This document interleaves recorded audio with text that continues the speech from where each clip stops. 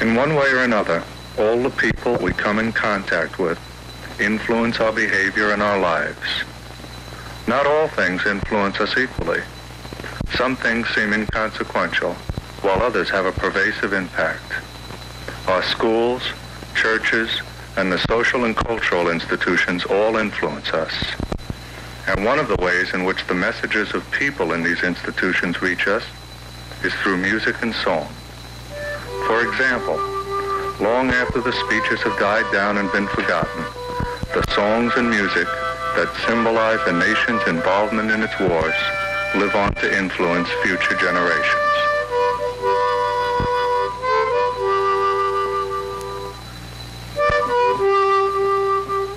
How great this influence is difficult to determine, but one thing is clear.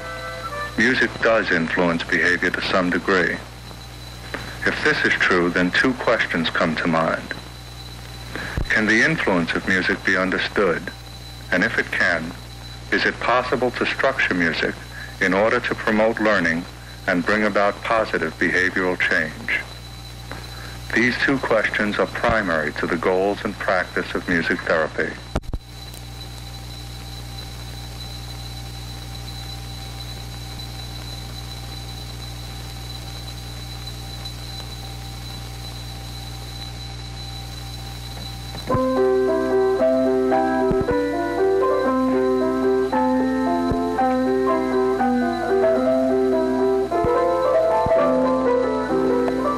Studying music, that is, learning to play an instrument and read music, is a worthwhile experience and valid goal. This use of music, or as the music therapist would phrase it, this structuring of music, is called the use of music to achieve music goals. But this is only one of the ways in which the therapist structures music for learning. In both clinical and non-clinical settings, the music therapist structures music to teach a variety of tasks.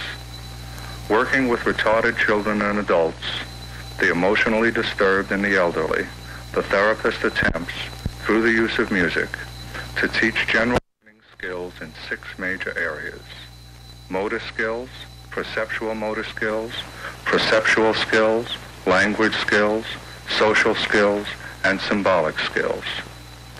This hierarchy of skills, from simple motor development through symbolic reasoning, is one that is well supported by research in music therapy, as well as in the fields of education and psychology. So then, music therapy differs from music education in that the structure of music obtains both the achievement of music and non-music goals. Can the learning of non-music goals take place through the structuring of music? Or better yet, can the structuring of music make the learning of non-music goals simpler or more effective? A partial answer to this question lies in one simple fact. Everyone has learned some non-music behavior or skill from music. A, B, C, D, E, F, G, H, I, J, K, L, M, N, O, P, Q, R, S, T, U, V, W, X, and Y, and Z. Now I know my ABCs. Next time won't you sing with me? And many people have structured music themselves to achieve non-music goals.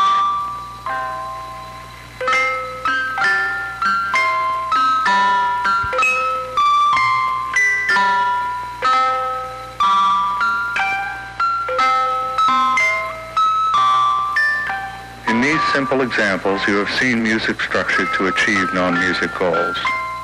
In the first example, an academic or symbolic skill was obtained through music. In the second, a change in motor behavior. The everyday world is full of examples of music for non-music goals. Social traditions are learned in part from folk songs. Cultural traditions are learned in part from patriotic songs. And religious piety is learned in part from hymns and gospel songs. In the clinical setting, where the music therapist works, the structuring of music is taken a step beyond these everyday uses and becomes an environment in which people learn necessary and useful skills and behaviors that contribute to their adjustment to life. Simply stated, the therapist structures music in 3 different ways. The music occurs either before, during, or after the desired behavior. Music which occurs before a behavior is called a stimulus. For example, the therapist may sing a song which is designed to elicit an answer, as when the therapist asks for a retarded person's name in song.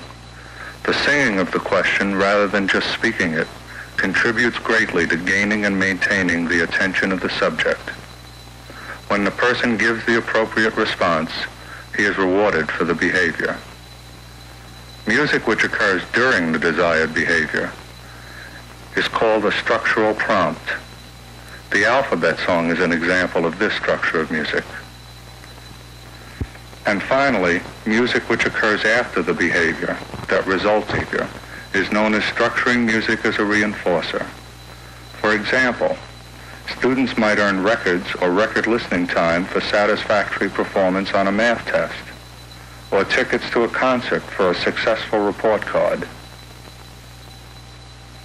For all people, but perhaps especially in the case of the exceptional person, music proves to be an effective, motivating stimulus to learning and a satisfying reward. Music therapy, an approach to learning which integrates the art of music with education and helps to provide practical skills for life.